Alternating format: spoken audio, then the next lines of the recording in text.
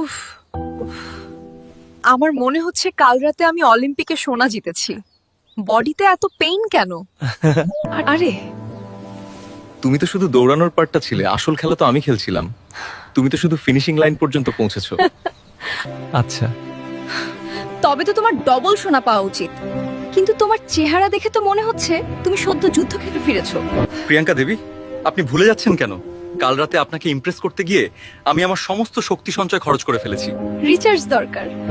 Recharge? বেশ, তাহলে আগে উঠে এক কাপ কফি বানিয়ে নিয়ে এসো। সেই কফি দেখেই না হয় বুঝবো তোমার রিচার্জ হবে কিনা। ইস, একটু আদরের বদলে কফি, এ কেমন অবিচার! খুব বাড়াবাড়ি হচ্ছে। ওঠো মহারাজ, কফি আনো। আর শোনো, ব্রেকফাস্ট টেবিলে যেন মিস না হয়।